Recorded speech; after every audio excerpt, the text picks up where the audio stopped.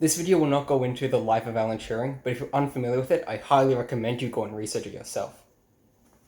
Instead, today I'll be unpacking his most influential paper on computable numbers with an application to the Eisenstein I'm sorry if you're German and I pronounced that horribly. To begin with, I shall go into the background of why this paper was published. Okay, so there's a lot of history of mathematics to go over, so I'm going to kind of gloss through most of it. I just want to get straight to the paper. So where we're going to begin with is a problem first posed by David Hilbert. David Hilbert was one of the most respected mathematicians of his time, as well as a philosopher, and I want to say something about him, which is that like every book I've read that mentions David Hilbert always shows this one photo of him. Like, it's this photo of him wearing a hat, and every time I see a drawing of him, people draw him wearing this hat.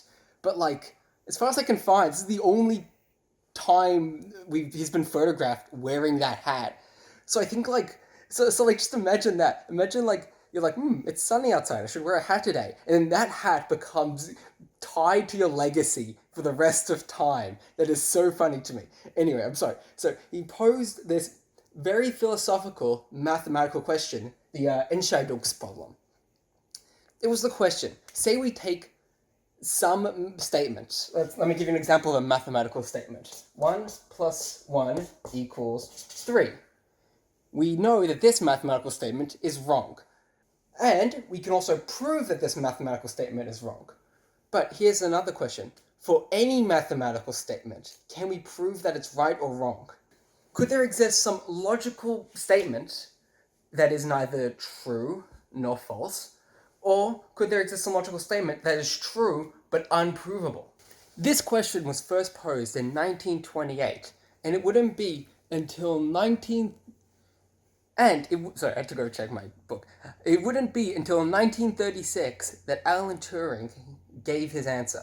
Now, Turing was considering the Entscheidungsproblem, and he realized that there was something missing that he needed in order to solve it. Let me explain. In mathematics, we already have a language for describing mathematical problems. That's essentially what algebra is. But Turing realized in order to solve the Entscheidungsproblem, he would have to create a new mathematical language for describing the process of solving a mathematical problem. Okay, so now I'm going to give you a bit of terminology. When I say the process of solving a mathematical problem, usually, if we're speaking formally, the term I'll use for that is an algorithm. Now, I think most people just imagine an algorithm as something a computer does that you don't really understand, but more formally, an algorithm is just a discrete, objective series of steps to solve some problem. Like, for example, a cooking recipe is an algorithm. But Alan Turing realized to solve this problem, he would need to make a language for describing computer algorithms, which was a very inventive thing for him to think of, considering that computers didn't exist yet. So first, before we can get to describing a computer algorithm, we need to get to describing a computer. Well, here's how Alan Turing envisioned a computer. First of all, he started imagining a person in a gridded notebook writing down and working through a solution to a mathematical problem. You can imagine like when you're back in school, like doing that kind of arithmetic where you do 11, we do like 13 plus 9, and then you go, like, you have to write something like that, and then you go, 3 plus 9 is 2, carry the 1, 1 plus 1 is 2, something like that. That's an example of an algorithm. So he imagined, instead of imagining the gridded notebook in a two-dimensional grid, he imagined them like this in a line. And he imagined, instead of a pen, a pointer. This is going to be my pointer. A pointer that can write either ones or zeros in this line. So if the pointer's here, it can write a 1, or it can move left or right. So in the algorithm, we'll give it instructions of what to do, what the pointer should do. Starts off here, it already wrote a 1. Next we're going to move left. Then we're going to write a 0. And another thing the pointer can do is it can read what's on the spot it's pointing at and make decisions based off what's written there. So maybe I'd say, because it's a 1 here, instead of moving left, it's going to move right and write another 1. I don't know. Already here, we can see the workings of what we now think of as a computer. See, of course, there are things that already existed in Alan Turing's time that you could call a computer. Like, there were already machines for calculating logarithms, or you could even go back further and say that the old astrology machines that was used in ancient Greeks, or an abacus as a computer.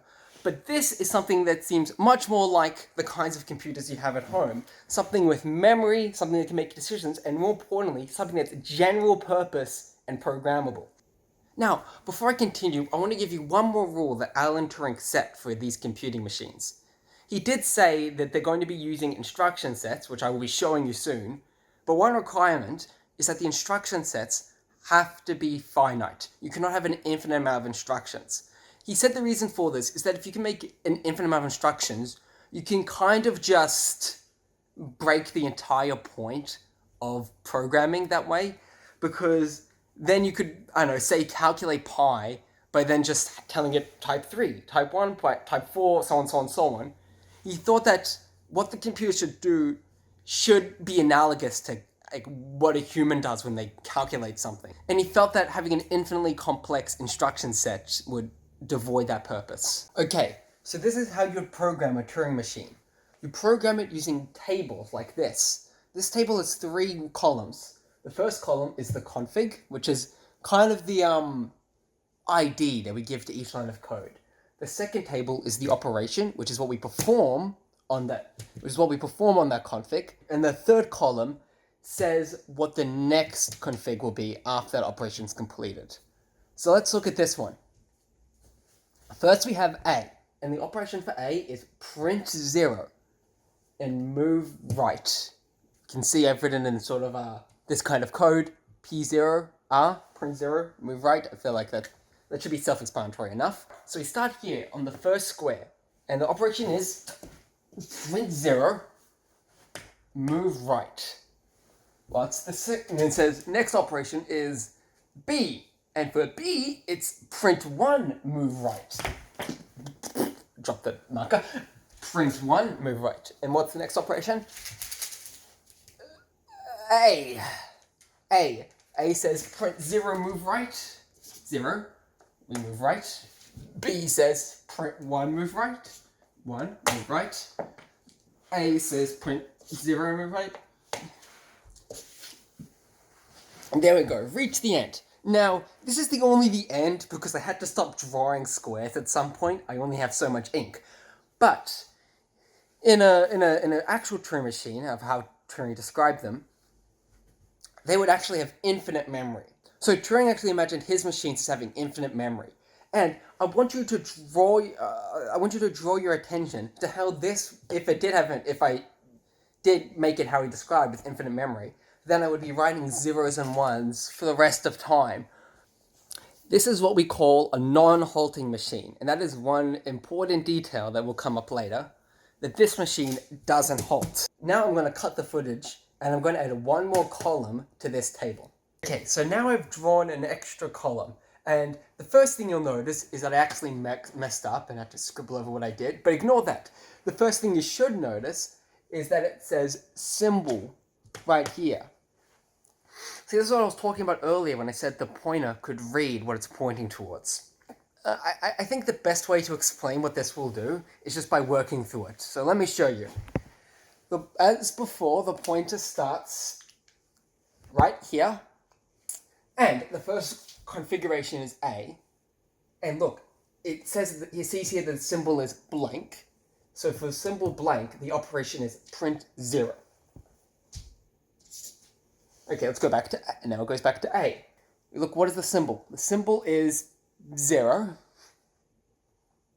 And it sees that the operation for 0 is move right, print 1. We move right, and then we, there while looking at the camera, print 1. Then we see, okay, next operation, A. For A, we see the symbol is 1. What's the operation for 1? Move right, print 0. We're on here. Let's move right. Let's print 0. And if we continue, we'll notice that we get the same output, exact same output as the last one, going on infinitely. Now I've fully explained what a Turing machine is. Now I should give the disclaimer, this is not a complete explanation of a Turing machine, this is only an informal explanation. And the same really applies to everything in this video. When mathematicians actually work through this, they're working with much more rigorously explained versions of everything I just showed you.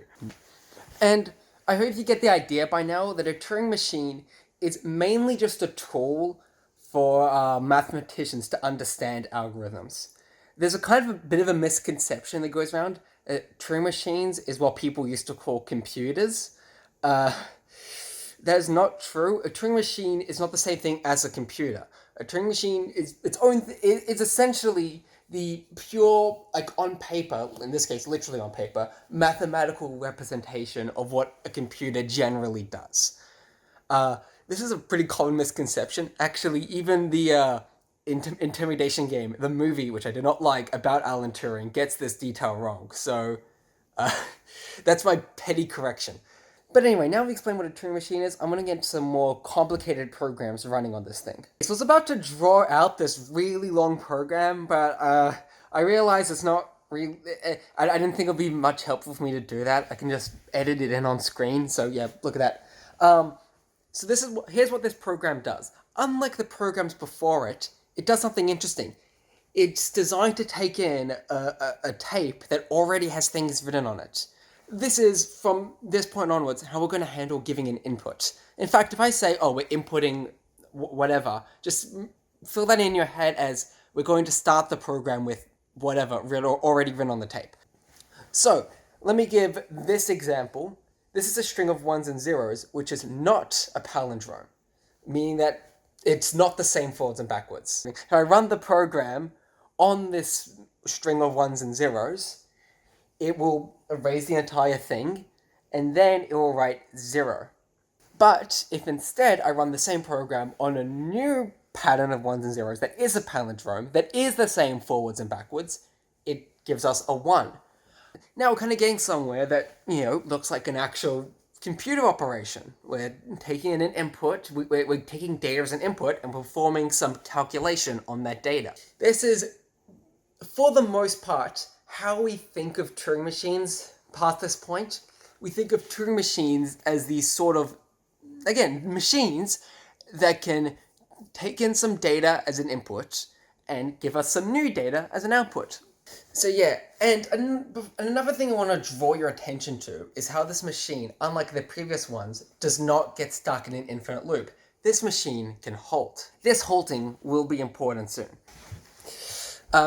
Okay, so now I want to get to...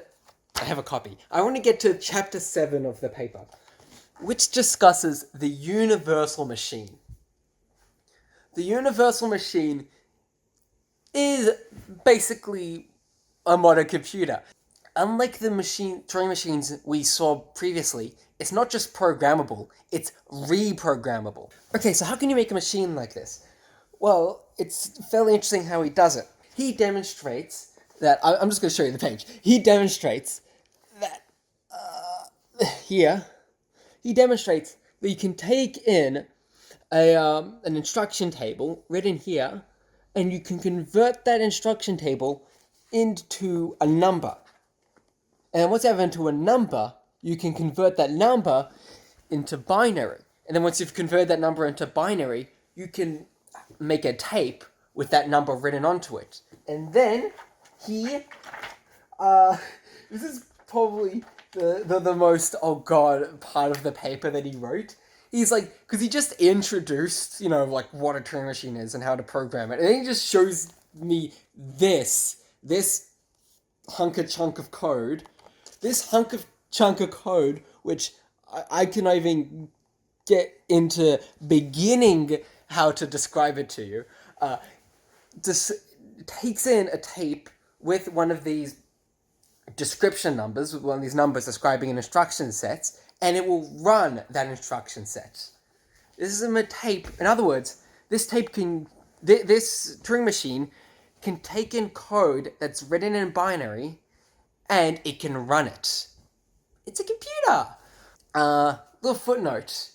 These description numbers that I just said, They do actually count as a type of Gödel number, and if you don't know what that is, don't worry.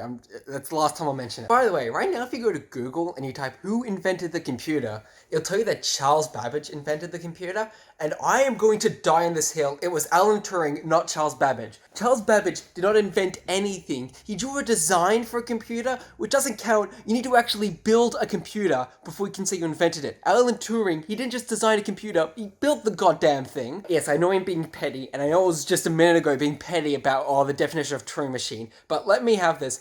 I stand Alan Turing. He is my favorite. He invented the computer. I say so.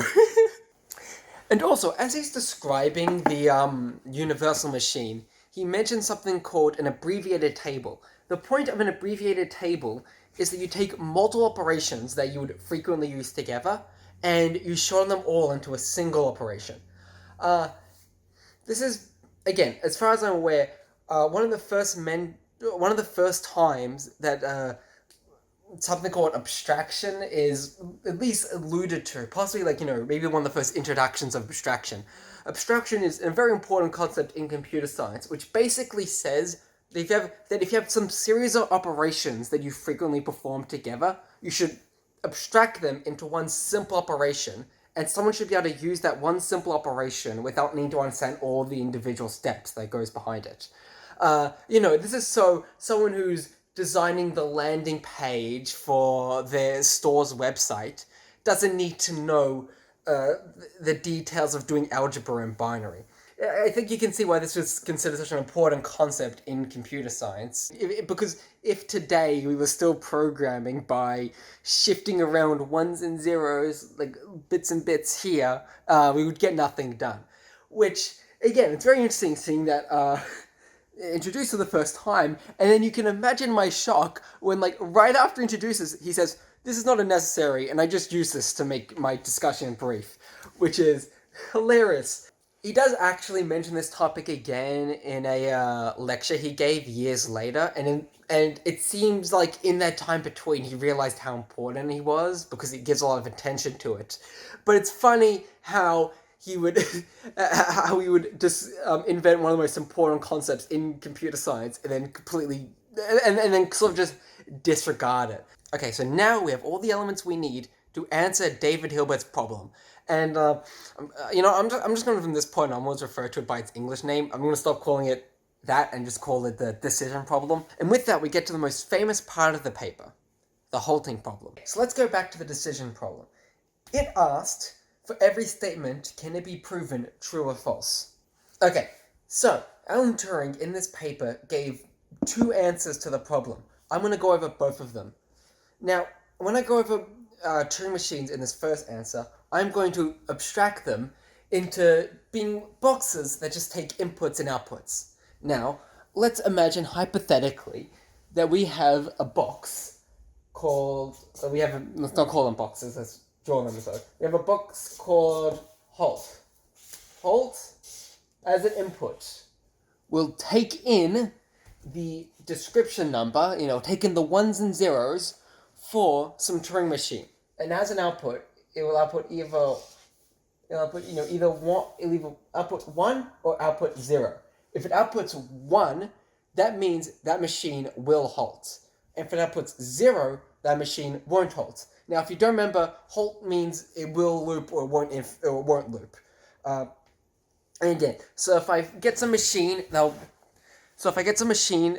would loop infinitely, and then I input it into halt, the output would be 0. But if I get some machine that does some operation and then just pauses, that output would be 1. Now, here's the thing. You notice that this machine halt, it actually does halt itself. Because after it gives the output, it has nothing else to do. Now, I'm going to draw a new machine. And this new machine, all it does is loop. Let's call it loop. Mm-hmm. So, I'm going to create this new machine loop, and I'm going to draw it right here. Okay, so let's break down what this does. So let's imagine I put in as the beginning, I put in that palindrome program, the program that does halt. What happens if I put in the palindrome program? If I put palindrome in, it goes into this halting machine. Halting machine says, yes, it will halt. So the output is here. Then it goes in, and then the looping machine will loop forever. So we've got a machine that loops forever. But let's say I put the looping machine inside the input. Halting machine reads the looping machine, and then it outputs 0, so it halts. What we effectively created, let's put a big old box around it, is we've created the opposite machine. Opposite. Okay, so we've created the opposite machine. The opposite machine takes in some machine's input, and if that machine will halt, it does not halt. If that machine will not halt, it halts. Here's the trick. Here's the thing.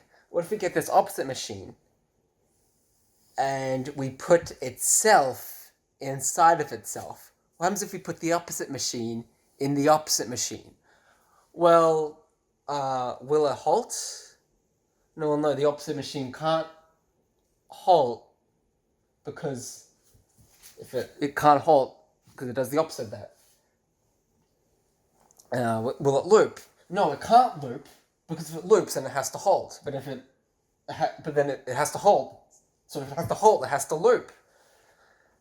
Wait, it can't. If it loops it, this is the paradox. This is the self-reference paradox. And this is a diagram. This is an informal definition. But what I've just drawn here can be written as a mathematical statement. It can be written as an equation.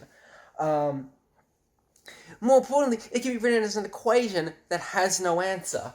If we write down as an equation, the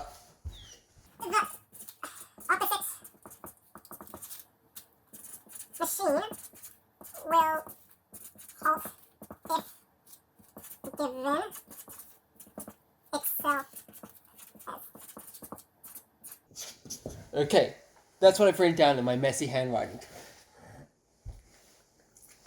The opposite machine will halt if given itself as an input. Is this statement true or false?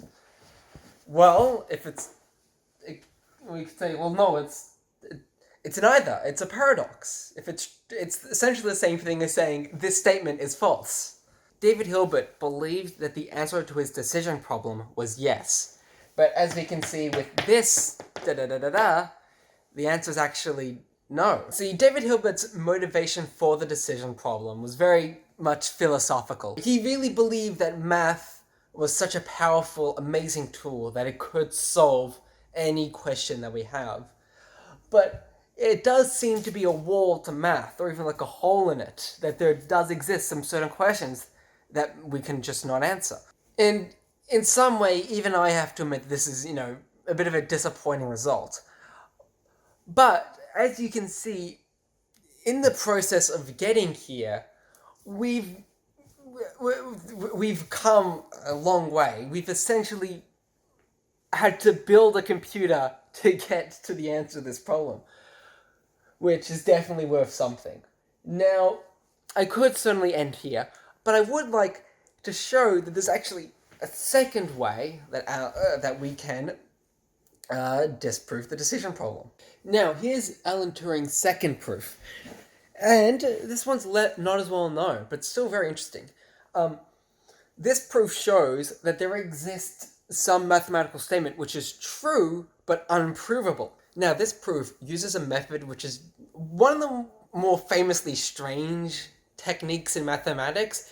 It was first used by George Cantor to prove that there's more rational numbers than there are integers. But for here, we're going to be using it for a bit of a different purpose.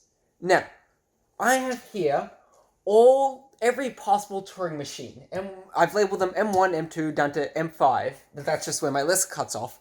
This actually goes all the way down to M infinity. And next to each Turing machine, I have its output, and I've given ellipses to cut them off at some point. Some of these go on infinitely long, some of them go on only short, like this one. And we're going to create a variable. Our variable is the classic x.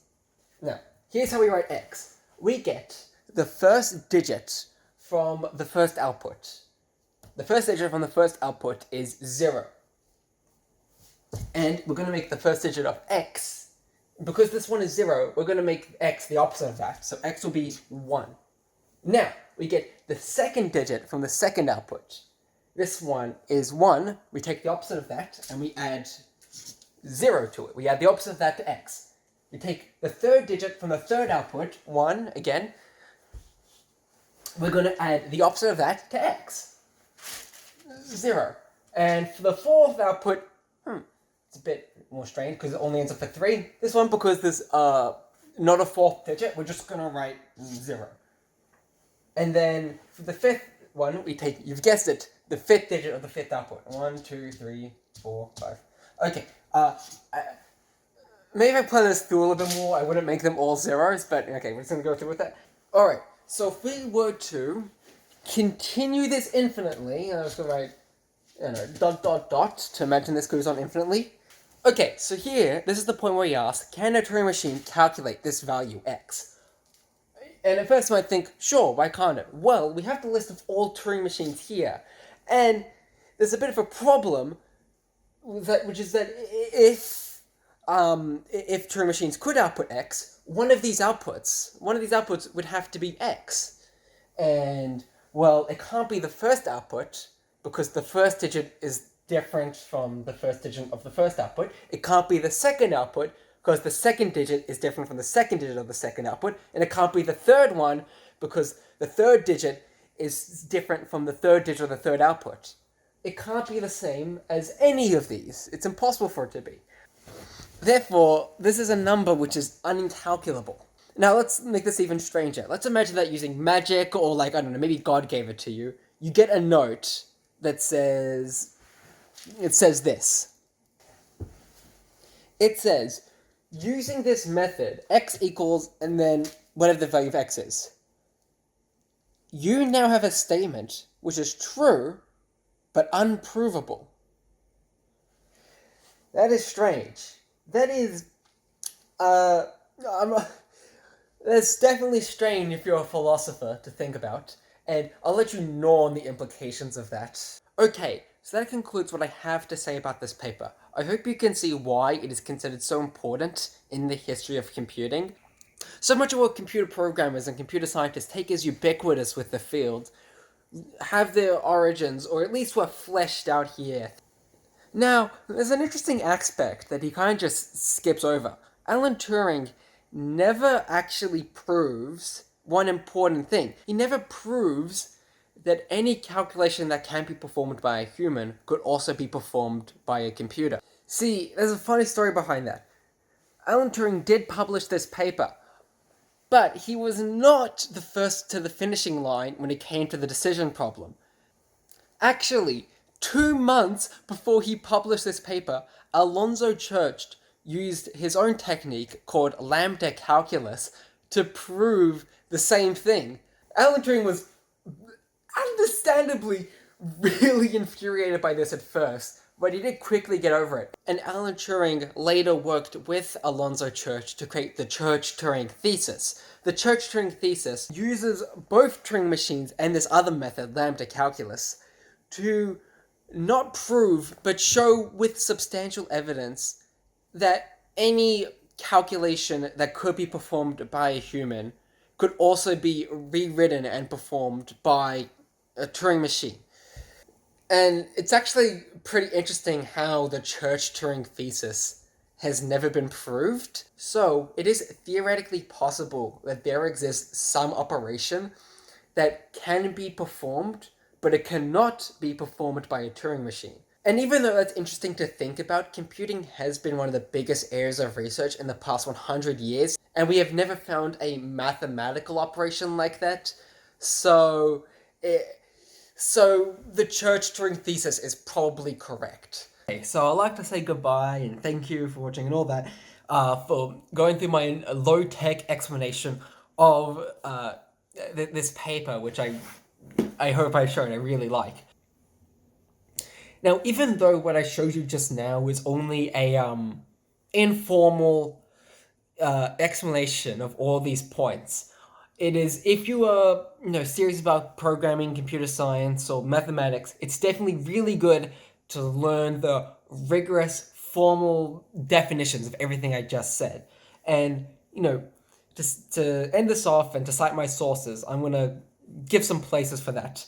The book I've been waving around during this video is this one. It definitely makes me look smart holding it. It is with a little bit of it is mostly a collection of important papers written by Alan Turing with like little introductions given by his friends. And I will say that even though it's a very nice hardcover, I'm probably going to recommend a similar book more. It is The Essential Turing by B. Jack Copeland. This book, and for this book, I want to say that the title of edited by really feels like it's not doing Jack Copeland enough credit, because he really does an amazing job breaking down these pure mathematical concepts and giving you very good primers before you go and head in and read the papers.